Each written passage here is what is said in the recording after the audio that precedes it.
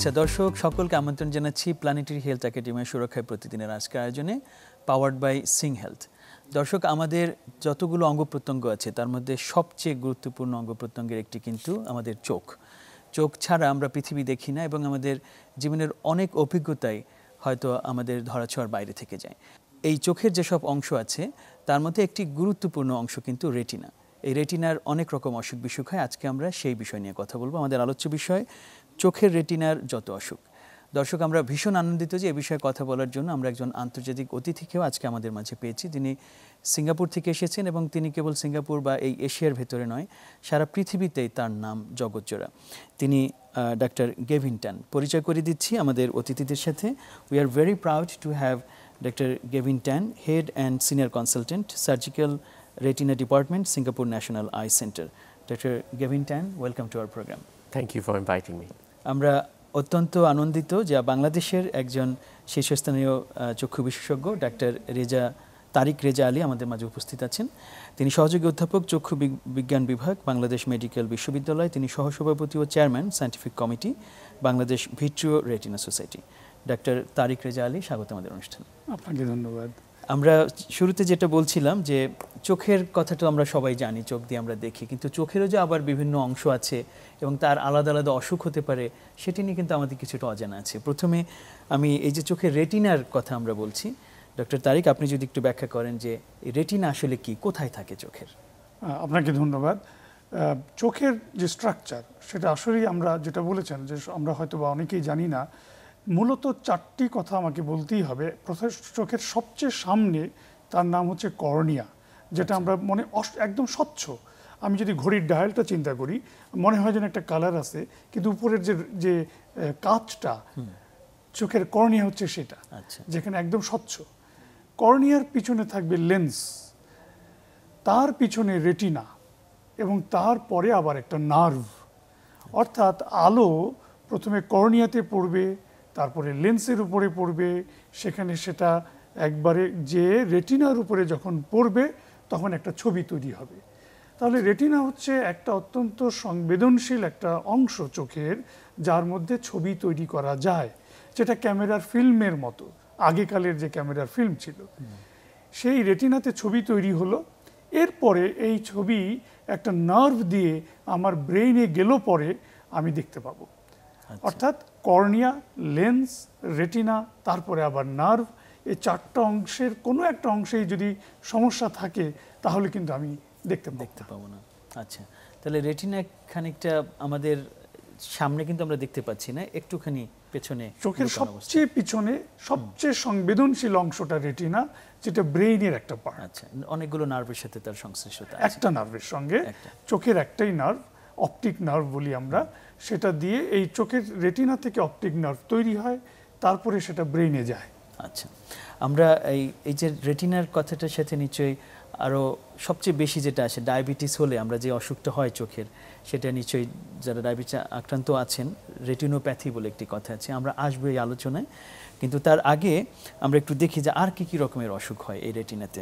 So doctor Gavin Tan, we are talking about retina, what is retina, what is located, what's function. Now will be very grateful to learn about the different type of diseases that can affect the retina. So if you enlighten us about this. So there are many conditions that can affect the retina. The retina being full of little blood vessels, since you need enough blood supply for it to basically turn your light images into signals to your brain.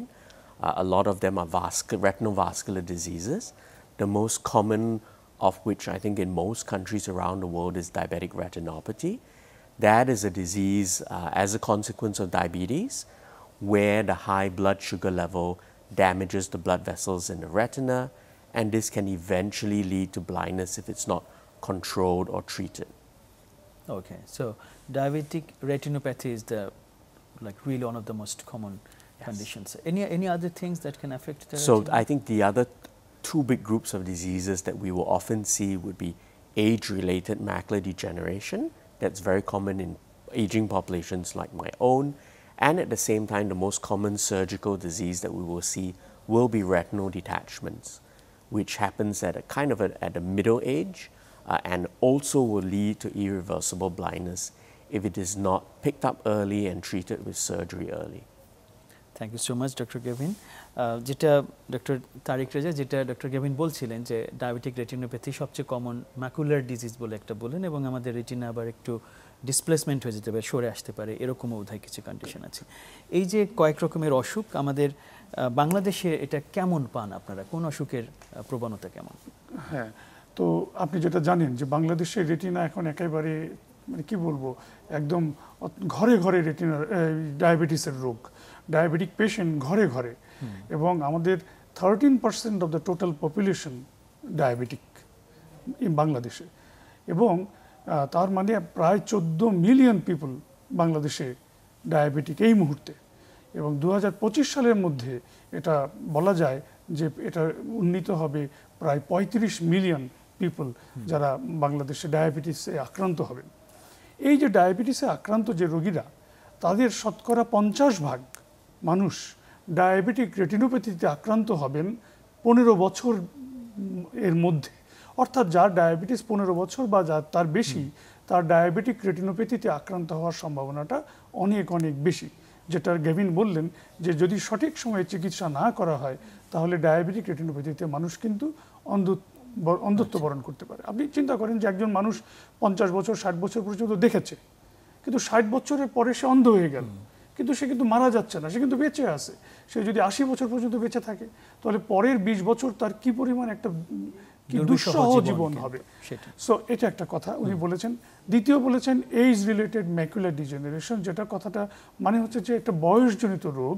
আমাদের কিন্তু এখন life expectancy অনেক বেড়ে গেছে, 70 বছর 80 বছরের অনেক মানুষ বেঁচে থাকছেন। তাদের একটা রোগ হচ্ছে ম্যাকুলা। ম্যাকুলা মানে কি, রেটিনার মধ্যে সেই জায়গাটা দিয়ে আমি দেখি। আচ্ছা, তো বয়সজনিত ম্যাকুলার রোগ, তার মানে হচ্ছে যে এই রোগটায় আক্রান্ত হচ্ছেন বয়স্ক মানুষেরা, যাদের বয়স 60, 70, 75, 80। তাদের কি হচ্ছে, তারা কিন্তু পড়তে পারছেন না, ডায়াবেটিক রেটিনোপ্যাথির মতো একেবারে অন্ধ হয়ে যাচ্ছেন না, কিন্তু পেরিফেরাল একটু ভিশন তাদের থাকছে, কিন্তু সেন্টারে যেখানেই দেখতে চাইবে, বই পড়তে চাইবে, সে বইটা উনি পড়তে পারবেন না, কোরআন শরীফ পড়তে পারবেন না, আমাদের যেটা হচ্ছে। তারপরে তার একটা নাতি জন্মগ্রহণ করেছে, তার চেহারাটা উনি দেখবেন না, দেখবেন যে একজন মানুষ বসে আছে, কিন্তু তার চেহারাটা উনি ভালোভাবে দেখতে পাবেন না। এটা হচ্ছে এইজ রিলেটেড ম্যাকুলার ডিজেনারেশন। আরেকটা ডিজিজ উনি বলেছেন, সেটা হচ্ছে রেটিনাল ডিটাচমেন্ট, যে রেটিনা তার জায়গা থেকে যদি সরে চলে আসে, যেটা আমাদের দেশেও অনেক মায়োপিক পেশেন্ট আছে, যাদের মাইনাস পাওয়ার, তাদের কিন্তু এই রোগটা হওয়ার সম্ভাবনা অনেক বেশি থাকে। এবং আমরাও কিন্তু প্রচুর মায়োপিক পেশেন্ট পাই। তো গ্যাভিন এই 3টা ডিজিজ নিয়ে বেশি বলেছেন। আরেকটা ডিজিজ হয়তো উনি পরে বলবেন, যেটা আমরা আসবো, রেটিনোপ্যাথি অফ প্রি ম্যাচুরিটি, যেটা নিয়ে আমরা খুব কনসার্ন, গ্যাভিন এবং আমরা সবাই এই 4টা ডিজিজ নিয়ে আমরা খুব বেশি কনসার্ন। ওকে, অনেক ধন্যবাদ doctor Tariq Reza. Doctor Gavin, so there is one particular condition, the retinopathy of maturity. So that is one of the conditions that Dr. Tariq Reja, he also wanted to mention. And actually, what is it? And who are the people who are affected with this particular condition? So, as the name suggests, this is a disease of babies who are born premature. And we know around the world that the rates of premature birth are increasing. And because of better medical technology, these babies who would previously not survive are surviving. So what happens is when you're born premature, your eye in particular, the retina has not fully developed. Okay. And as you can imagine, as the baby is developing in an incubator, in a neonatal intensive care unit, instead of the natural room, this can affect how the retina grows and develops. And as a result, a significant proportion of premature babies will get retinopathy or prematurity. And the disease occurs when the blood vessels in particular do not mature in the normal fashion, and that can cause growth of abnormal vessels, bleeding, and eventually detachment of the premature retina, which can lead to blindness. Okay. So that is, does it mean that the premature babies are of higher risk of developing blindness related Correct. to retinopathy? I think we know premature babies are at risk of poorer vision for many reasons, Okay. but a key cause of blindness is retinopathy of prematurity. And this can often be detected and treated in order to prevent the blindness. The challenge, of course, is getting the proper screening and treatment to the many premature babies that are born across the world, including in Bangladesh. This looks very important, especially for Bangladesh, because in recent times we see the cesarean sections are becoming very common in Bangladesh, and that obviously is related to also the premature birth of the babies. So does it mean that the babies who are born through cesarean sections, they need to be screened for this kind of conditions? So the particular risk factor is not how the birth was happened, whether it was natural cesarean, but largely it's related to the gestational age. So at how many weeks the baby was born and the birth weight. So if you're below a certain threshold of birth weight and gestational age, you would need to have screening done. If not, you can miss ROP, which can lead to blindness. The birth weight and age would vary according to the country, because different countries will have different rates of prematurity and different rates of ROP as well. Thank you so much, Dr. Kevin. Dr. Tariq, মনে হচ্ছে যে এই জায়গাটা একটু আলাদা করে আমাদের আলোচনায় আসা দরকার, যে রেটিনোপ্যাথি অফ প্রিম্যাচিউর বেবি যাদের ক্ষেত্রে, এবং আমি একটু তুলেছি আলোচনাটা যে আমাদের দেশে যেহেতু সিজারিয়ান বেবি অনেক বেশি হচ্ছে, সুতরাং তাদের এমনিতে একটু ঝুঁকি, প্রিম্যাচিউর কিন্তু তাদের ভেতরেই ঝুঁকিটা একটু বেশি থাকে। এটা আমাদের দেশে আসলে কতখানি সিরিয়াস? অনেক বেশি সিরিয়াস এখন। আগে এই সমস্ত প্রিম্যাচিউর বেবি বাঁচতো না, কিন্তু আমাদের যে নিওনেটাল ইন্টেন্সিভ কেয়ার, এটা অত্যন্ত শক্তিশালী এখন। আপনি জানেন যে বাংলাদেশের প্রচুর NICU, national neonatal intensive care unit গড়ে উঠেছে। সো এই যে 24 সপ্তাহ, 25 সপ্তাহ, 26 সপ্তাহ, 30 সপ্তাহের বেবি, তারা কিন্তু বেঁচে যাচ্ছে। আপনি জানেন যে একটা বেবি মায়ের গর্ভে 40 সপ্তাহে থাকার কথা। 40 সপ্তাহ যদি একটা নর্মাল বেবি যে জন্মগ্রহণ করলো, তার রেটিনা ডেভেলপ করতে 44 সপ্তাহ সময় লাগে। আচ্ছা, ওকে, আরও 4 সপ্তাহ বেশি। কিন্তু যে বেবিটা 35 সপ্তাহে হয়ে গেল, 28 সপ্তাহে হয়ে গেল, তাহলে তার রেটিনাটা ডেভেলপ করেনি, এটাই স্বাভাবিক। তাকে যদি মায়ের গর্ভে আর কিছুদিন থাকতে দেওয়া হতো, যদি সে থাকতে পারতো, তাহলে কিন্তু সে নর্মাল দুটো চোখ নিয়ে জন্মাতো। অর্থাৎ এটা কিন্তু জন্মগত রোগ নয়। রেটিনোপ্যাথি অফ প্রিম্যাচুরিটি শুধুমাত্র আগে সে জন্মগ্রহণ করতে বাধ্য হয়েছে বলে এই রোগে সে আক্রান্ত হচ্ছে। এবং সে যদি অন্ধ হয়, সে বেঁচে থাকবে আরও 60 বছর, 70 বছর, এতদিন ধরে সে বেঁচে থাকবে অন্ধ হয়ে। তাহলে সমাজের জন্য, দেশের জন্য কত বড় একটা বোঝা তৈরি হচ্ছে। এই জিনিসটার প্রতি আমাদের ভীষণ গুরুত্ব দিতে হবে। কারণ আমাদের সিজারিয়ান সেকশন বলছেন আপনি, আমাদের যে আর্টিফিশিয়াল যে থেরাপি, যেগুলি দিয়ে আমাদের অনেক মা বাবা যাদের অনেক দিন ধরে বাচ্চা হচ্ছে না, তাদেরকে চিকিৎসা দেওয়া হচ্ছে, তারা একসঙ্গে মানে আপনার দুজন বাচ্চা, তিনজন বাচ্চা, অনেক বাচ্চা হচ্ছে না, এদের অনেক একদম প্রি ম্যাচিউর হচ্ছে এবং লো বার্থ ওয়েট হচ্ছে, যেটা গ্যাভিন বললেন। আমাদের দেশের জন্য যেটা আমরা সেট আপ করেছি স্ক্রিনিং ক্রাইটেরিয়া, সেটা আমি বলতে চাই, সেটা হচ্ছে 35 সপ্তাহ বা তার আগে যদি জন্মগ্রহণ করে এবং 2 কেজি বা 2000 গ্রাম ওজন তার কম যদি কোনো বাচ্চা হয়, তাদেরকে 30 দিনের দিন চক্ষু পরীক্ষা করতে হবে বাই আ রেটিনা স্পেশালিস্ট। ওকে। আবার যদি কারো জন্ম 28 সপ্তাহ বা তার আগে হয় এবং ওজন হয় 1500 গ্রাম এবং তার কম, তাকে 20 দিনের দিন চক্ষু পরীক্ষা করতে হবে। এছাড়া অনেক বেবি দেখবেন যে অনেক ধরনের চিকিৎসার মধ্যে দিয়ে গেছে, অনেকবার ব্লাড ট্রান্সফিউশন লেগেছে, অনেকবার তাকে আর্টিফিশিয়াল ভেন্টিলেশনে দিতে হয়েছে, অথবা যেটাকে বলে CPAP সেগুলোতে দিতে হয়েছে, অথবা অনেক ধরনের ইনফেকশন ডেভেলপ করেছিল, সেপসিস যেটাকে বলে। তাদের ওজন যদি একটু বেশিও থাকে, তাহলেও এই স্ক্রিনিংটা করতে হবে। আমাদের দেশে এত বেশি বেবি ডেইলি জন্মগ্রহণ করতেছে premature, specially in medical college hospitals, Rajshahi medical college, Chittagong medical college, Dhaka medical college, মাতুয়াইলে আমাদের যে মা ও শিশু কেন্দ্র, প্রতিদিন কত বেবি প্রি ম্যাচিউর জন্মগ্রহণ করছে। এবং আমাদের বাংলাদেশ মেডিকেল ইউনিভার্সিটি, প্রত্যেকটা জায়গায় এই স্ক্রিনিং কিন্তু এখন হচ্ছে। এটা একটা আশাব্যঞ্জক কথা যে আমরা স্ক্রিন করছি। হয়তোবা সর্বোচ্চ পারছি না, কিন্তু শুরু হয়েছে। এটা নিয়ে আমাদেরকে আরো অনেক বেশি কাজ করার সুযোগ। আমরা মনে হয় দেখি শেষের দিকে এই প্রসঙ্গে আবার একটু আসতে চাই। Dr. Gavin, Dr. Tariq was emphasizing on the screening. You also have mentioned about screening. If the baby is premature or underweight, then they must go through the screening process. What is the general screening methods for the babies? How is it performed on them? I think there are two main ways to do screening. The one is having an ophthalmologist physically examine the baby. That's what is done in most places. Okay. And that involves a screening at a certain timeline, which I think Dr. Tariq mentioned. Yeah. And we assess at that certain threshold how the eye looks. And depending on what we find, we then set out a screening schedule. Depending on what you find, you may need to screen them at 2 weekly or even at weekly intervals after the start of screening. And that's with an ophthalmologist. But we know in most countries, including Bangladesh, we do not have enough ophthalmologists.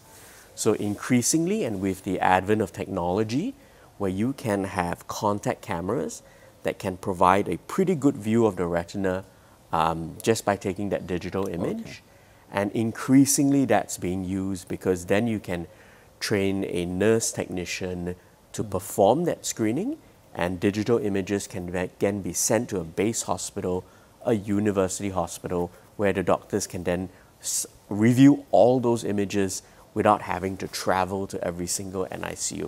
And I think that will likely be the sustainable way for most of us to deliver proper retinopathy of prematurity screening to every single premature baby, which is what is really necessary. Thank you so much doctor Gavin. Doctor Tariq, যেই প্রসঙ্গটা এসছে যে আমাদের দেশেও যেটা digital image নেওয়া, আমাদের চোখের ভেতরে দেখা, বাচ্চা তো আর বলতে পারছে না যে আমি দেখছি না বা কিছু, সুতরাং পুরোটাই আপনাদের সিদ্ধান্তের উপরেই এবং যে ডেটা পাচ্ছেন তার উপর ভিত্তি করে সিদ্ধান্ত নিতে হচ্ছে। এটি কতখানি আমাদের সক্ষমতা এখন আছে এ ধরনের অ্যাডভান্স প্রযুক্তি যেটার কথা বলছেন? ভালো বলেছেন।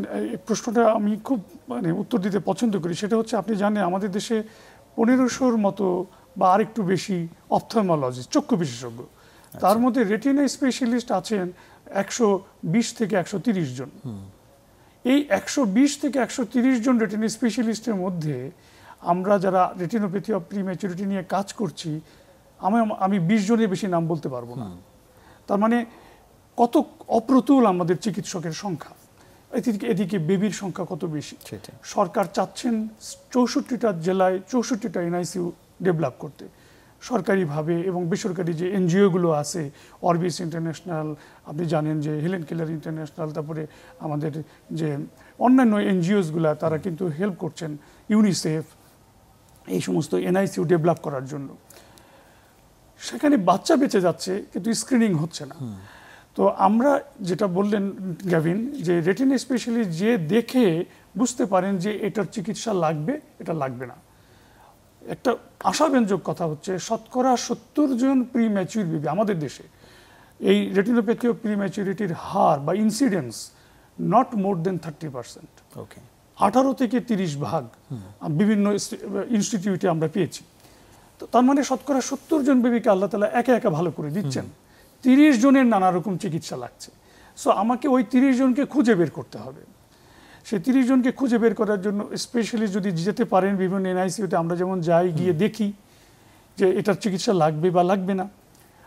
আর বাকিগুলো যেটা উনি বললেন যে রেট ক্যাম বা রেটিনাল ক্যামেরা, এটা দিয়ে আমরা ছবি তুলে তারপরে সেন্টারে এটা পাঠাই। আমাদের দেশে বর্তমানে 8টি রেট ক্যাম আছে, 8টা medical college including my university এবং national institute of ophthalmology, Matuail, Rajshahi medical college, Chittagong medical college, এরকম 8টা রেট ক্যাম মানে হলে রেটিনাল ক্যামেরা, অত্যন্ত দামি ক্যামেরা। এছাড়া অরবিস ইন্টারন্যাশনাল, আমাদের একটা এনজিও, আপনি নাম জানেন, যে উড়ন্ত চক্ষু হাসপাতাল যারা কাজ করে, তারা আরও 4 থেকে 5টা সেন্টার তারা তৈরি করেছেন, যেখানে that is also another device, আরেক ধরনের মানে চোখের ছবি তোলার যে একটা যন্ত্র, তার নাম ত্রিনেত্র, এটা ইন্ডিয়ান বেসড, দাম অনেক কম, কাজ একই রকম। তো এই যে এতগুলো সেন্টার থেকে ছবি তুলে নিওনাটাল আইসিইউর যেটা বললেন যে নার্স অথবা একজন টেকনিশিয়ানকে আমরা ট্রেন আপ করে দিচ্ছি, তারা ওই ছবি তুলে আমাদেরকে পাঠাচ্ছেন, আমাদের ইউনিভার্সিটিতে পাঠাচ্ছেন। আমাদের ইউনিভার্সিটি, বাংলাদেশ মেডিকেল ইউনিভার্সিটি হচ্ছে সেন্ট্রাল হাব এবং আমরা বলি hub and spoke configuration. Spoke হচ্ছে বিভিন্ন মেডিকেল কলেজ, তারা তাদের ওখান থেকে ছবিগুলি পাঠাচ্ছেন, আমরা সেগুলি স্ক্রিন করে দেখছি যে কার চিকিৎসা লাগবে কার লাগবে না, কাকে ঢাকায় পাঠাতে হবে বা আমার ইউনিভার্সিটিতে পাঠাতে হবে, কাকে পাঠাতে হবে না। এই যে কাজটা আমরা শুরু করেছি, এখনই ভীষণভাবে সাকসেসফুল হয়ে গেছে সেই দাবি আমি করব না। এটাকে বলে tele retinopathy, tele screening of retinal diseases, tele screening. সেটা এখনই ওয়েল এস্টাবলিশ তা নয়। আপনি জানেন যে বাংলাদেশ সরকার ভিশন সেন্টার তৈরি করেছে, নিশ্চয়ই আপনি এটা জানেন যে বাংলাদেশে প্রচুর ভিশন সেন্টার তৈরি হয়ে গেছে, যেখানে এরকম বড়দের ছবি তোলা যায়, বড়দের চোখের ছবি, রেটিনাল যে ডায়াবেটিক রেটিনোপ্যাথি আছে কি না সেটা কিন্তু ছবি তুলে তারা সেন্টারে পাঠিয়ে দিচ্ছে, ন্যাশনাল ইনস্টিটিউট অফ অপথলমোলজিতে বা বিভিন্ন সেন্টারে। কিন্তু প্রিম্যাচিউর বেবিদের জন্য এই ধরনের এই 8 থেকে 10টা বা 12টা সেন্টার আছে, যেখানে তারা ছবিটা তুলে আমাদের কাছে পাঠাচ্ছেন, আমরা স্ক্রিন করছি এবং আমরা দেখছি যে কার এই চিকিৎসা লাগবে কার লাগবে না। এটি কিন্তু এত সুন্দর একটা উদ্যোগ এবং খুব সফলভাবে করা সম্ভব, যেহেতু আমরা যেটা নিওনেটাল আইসিইউ সেটা যেহেতু অসংখ্য না, মোটামুটি জানা যায় কোথায় কোথায় আছে, সুতরাং তাদের সাথে আপনাদের এই হাব যুক্ত হয়ে গেলে কিন্তু এটা আসলেই করা সম্ভব। এক্স্যাক্টলি, কারণ আপনার প্রিম্যাচিউর বেবি খুঁজতে যেতে হবে না, বাড়ি বাড়ি যেতে হবে না, তারা সব এনআইসিইউতে আছে। হ্যাঁ, সেটাই। So Dr. Gavin, if it is detected that a premature baby they have got this retinopathy, then what are the treatment options that they have, like when it starts and for how long they have to go through this? So we grade the severity by stage and the amount of plus of disease. There is a threshold, what we call an early threshold or pre-threshold type 1 ROP, and that's the stage where we usually would like to catch it and treat it because it's likely you can save the baby from blindness. There are various ways of treating ROP. I think it's two big groups. It's quite similar to diabetic retinopathy because in the end we're still trying to influence the same things in the retina. It is either the injection of anti-VEGF, which shrinks these abnormal blood vessels, or it is the application of laser, and many times we may eventually need to do both, one and then the other.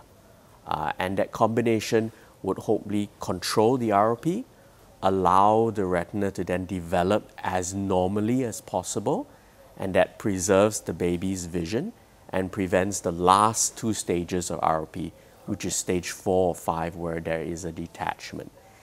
If the baby is screened late or progresses too quickly and you end up already in stage 4 or 5, there is still some salvage surgery that can be done to try to maintain the eye and some navigational vision. But that surgery is complicated, difficult, and the results, although we may be able to prevent blindness, we may not be able to preserve normal vision. So you really want to screen, pick it up early, get it at the point where we can do a combination or one or the other of anti-VEGF injections into the eye or laser application to prevent the worst stage. Thank you, Dr. Gavin. It means that it's not all dark. If we can screen them early, we actually can give them a lot of hope. That's the critical part. It's very important. Dr. Tariq, যেই প্রসঙ্গে আমরা বাচ্চাদের প্রসঙ্গে নিয়ে অনেকখানি কথা বললাম, বলতে বলতে চিকিৎসার যে অপশনগুলো আসলো বাচ্চাদের জন্য রেটিনোপ্যাথির ক্ষেত্রে, এটা একটু বড়দের ক্ষেত্রে একটু আলাপ করি, বিশেষ করে ডায়াবেটিক রেটিনোপ্যাথি যেটা বললেন। এই ধরনের যখনই অসুখ বিসুখ হয় তখন আমাদের ডায়াবেটিক রেটিনোপ্যাথির কথা যে চিন্তা করি, তাদের ক্ষেত্রে কি কাছাকাছি কোনো নীতি অনুসরণ করে চিকিৎসা করা হয়? এক্স্যাক্টলি, আমরা ডায়াবেটিক পেশেন্টদেরকে বলি যে যখন ডায়াবেটিস যার ধরা পড়লো, আপনি জানেন ডায়াবেটিস 2 ধরনের, টাইপ 1 এবং টাইপ 2। একটা হচ্ছে ইনসুলিন ডিপেন্ডেন্ট, একটা নন ইনসুলিন ডিপেন্ডেন্ট। তো যারা বেশিরভাগই আমাদের টাইপ 2 আমাদের দেশে, যেদিন ধরা পড়লো সেই দিনই স্ক্রিন করতে হবে যে তার রেটিনাল কোনো ডিজিজ আছে কিনা, যেটা বাংলাদেশ ডায়াবেটিক সমিতি তাদের হাসপাতালগুলোতে করছে এবং আমাদের ইউনিভার্সিটিতে আমরা করছি। এরপরে যদি তার কোনো রোগ নাও থাকে, বছরে একবার রেটিনা পরীক্ষা করতে হবে। আর যদি কারো ধরা পড়ে যে রেটিনাল ডিজিজ শুরু হয়ে গেছে, তাহলে কাউকে আমরা 6 মাস পরে দেখি, কাউকে 1 বছর পরে দেখি, কাউকে ইভেন 1 মাস পর পর দেখি। চিকিৎসা কখন করি? যখন দেখি যে নতুন নতুন রক্তনালী তৈরি হচ্ছে, যেটাকে আমরা বলি নিউ ভেসেলস, তখন আমরা প্রথমে ইনজেকশন দিই। ইনজেকশন দিলে চোখের মধ্যে রেটিনা যে একটা পাতলা পর্দা, তার আবার 10টা লেয়ার আল্লাহ তাআলা এইভাবে তৈরি করেছেন। সে 10টা লেয়ারের মধ্যে ফ্লুইড জমে যায়। ইনজেকশন দিলে ওই ফ্লুইডটা দ্রুত চলে যায়। আর তারপরে আসল চিকিৎসা হচ্ছে লেজার, যেটা গাভিন বললেন। লেজার হচ্ছে একটা লাইট। এই লাইট দিয়ে আমরা খারাপ রেটিনাগুলোকে বার্ন করে দিই, পোড়ায় দিই, যাতে যতটুক ভালো যেটুক থাকলে আমাদের রোগীরা দেখতে পাবে, তার নর্মাল কাজ করতে পারবে, সে টয়লেটে যেতে পারবে, সে তার বই পড়তে পারবে, সে বাজারে যেতে পারবে, মসজিদে যেতে পারবে, অতটুক ভিশন যেন তার থাকে, সেজন্য আমরা লেজার করি। আর সর্বশেষ ধাপ হচ্ছে সার্জারি। তো সার্জারি যেটা বাচ্চাদের ক্ষেত্রেও যেরকম গ্যাভিন বললেন যে এটা রেজাল্টগুলি ভালো না, ডায়াবেটিক পেশেন্টদেরও এরকম যে একদম যখন একেবারে খারাপ পর্যায়ে চলে যাবে তাকে অপারেশন করেই আমি একদম ভালো ভিশন নিয়ে চলে আসব, তা হবে না। অর্থাৎ আমাদের দেশের মানুষদেরকে সচেতন হতে হবে যে আপনার শুধু ডায়াবেটিস কন্ট্রোল থাকলেই চলবে না, আপনাকে চোখের ডাক্তার দেখালেই চলবে না, চোখের রেটিনাকে চেক করতে হবে। আপনি যখন চোখের ডাক্তারের কাছে যাবেন, যে বলবেন যে ডক্টর আপনি কাইন্ডলি আমার রেটিনাটা একটু চেক করে দেন, দেখেন তো ওখানে কোনো রেটিনাল ডিজিজ হলো কিনা। এই সচেতনতাটা আমাদের রোগীদেরকেই ডেভেলপ করতে হবে to save them their vision. এটাই আমি বলতে চাচ্ছি। ওকে, অনেক ধন্যবাদ। আশা করি যে আজকের অনুষ্ঠানের মধ্য দিয়ে আসলে অনেকেই কিন্তু জায়গাটা পরিষ্কার হবেন যে কেন তার আসলে রেটিনাটা দেখা দরকার, বিশেষ করে ডায়াবেটিসে যারা আক্রান্ত হচ্ছেন। Doctor Gavin, we are about to finish the program. I know that is it your first time in Bangladesh? Yes, really a pleasure I hope to that be you are here. enjoying Visit your beautiful country. Thank you. Thank you so much. You're also attending a conference here. We have heard about that. So, what you are going to talk about in this conference, and what's your expectations? So the conference is the Bangladesh Vitreoretinal Society meeting, and I have the pleasure of speaking on a few things, ranging from retinopathy of prematurity.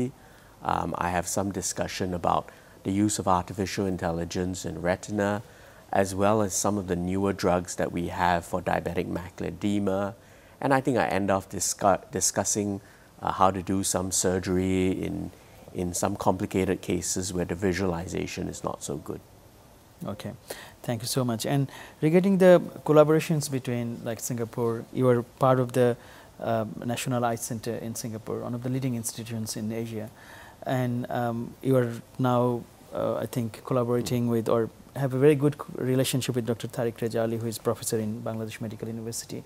Do you see a future collaboration scope here, like between your institutions and BMU, which can help the people in Bangladesh and share experience? Of course, I think collaboration is always mutually beneficial, and it's always an opportunity to learn from each other when we visit, understand the local problems, provide teaching, education. And it's always, as you teach people, you learn about their practice patterns, may give you more insight in how to treat your own patients.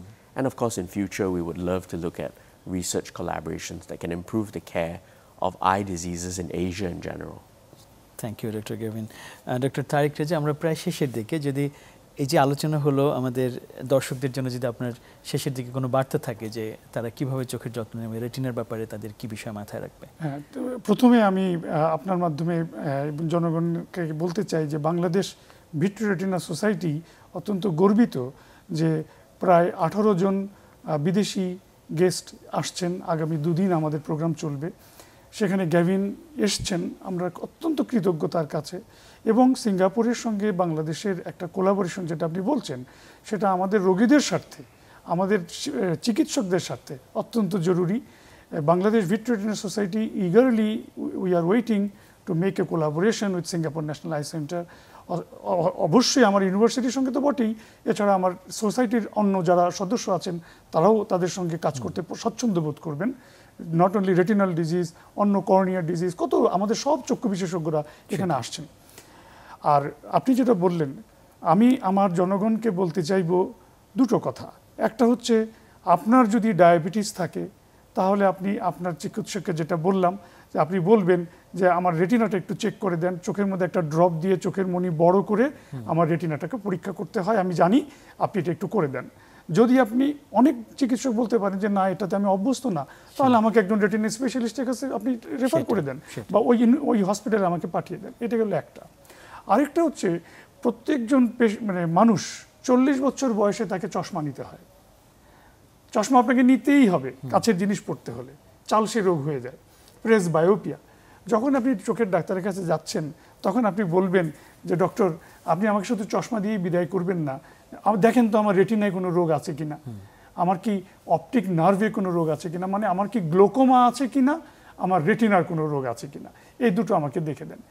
যদি কিছু থেকে থাকে তাহলে তাকে প্রতিনিয়ত চিকিৎসকের শরণাপন্ন হতে হবে, আর যদি না থাকে আলহামদুলিল্লাহ খুব ভালো কথা, কোনো অসুবিধা নেই, সেক্ষেত্রে সে বছরে বছরে ডাক্তার দেখাবে। এই দুটো বিষয় জনগণকেই সচেতন হতে হবে। আর লাস্টলি যেটা আপনাকে প্রথমেই বলেছিলাম যে প্রি ম্যাচিউর বেবি যে ফ্যামিলিতে জন্মগ্রহণ করেছে, বিশ্বাস করবেন কি না জানি না, একটা ফ্যামিলির 15 জন ডক্টর, তাদের ফ্যামিলির একজন বেবিকে নিয়ে যখন আমার কাছে নিয়ে আসা হলো 7 মাস বয়সে, তখন আমার আর কিচ্ছু করার নেই, তার দুটো রেটিনাই ছিঁড়ে একদম সামনে চলে আসছে, সেই বেবিটা ব্লাইন্ড, অথচ তার ফ্যামিলিতে এতগুলি ডাক্তার আছে। তো সচেতনতা যে আমাকেই বলতে হবে, বা আমাদের নিওনেটোলজিস্ট যারা আছেন, আমাদের যারা গাইনোকোলজিস্ট আছেন, তাদেরকেও রোগীদেরকে বলতে হবে যে তোমার বেবিকে কিন্তু 30 দিনে দিনে চক্ষু বিশেষজ্ঞ দেখাতে হবে। তো এই জিনিসগুলো আসলে আপনাদের মাধ্যমে জনগণটা জানবে, এটাই আমাদের হওয়া উচিত। এখনো প্রতিদিন আমরা 1 থেকে 2 জন করে স্টেজ 5, যেটা গ্যাভিন বললেন, স্টেজ 4, 5 আরওপি, সেটা আমরা কিছু করতে পারি না। সেই রোগী কিন্তু আমরা প্রতিনিয়ত পাচ্ছি, প্রতিদিন 1 জন 2 জন করে পাচ্ছি। এটা অত্যন্ত দুর্ভাগ্যজনক। তো আমাদের বেবিরা তারা যেন অন্ধত্ব বরণ না করে, কারণ তাদের মানে প্রিম্যাচুরিটির জন্য তারা দায়ী না, দায়ী আমরা, এবং তাদের এই ভিশন রক্ষার দায়িত্ব আমাদের। অনেক অনেক ধন্যবাদ ডক্টর তারেক রেজা। খুবই চমৎকার একটা আলোচনা হলো আপনাদের দুজনের উপস্থিতিতে। ডক্টর গ্যাভিন টান, we're really sincerely expressing our gratitude to you for your time and effort. Hope to see you again in Bangladesh. Thank you. Hope to visit again in the future.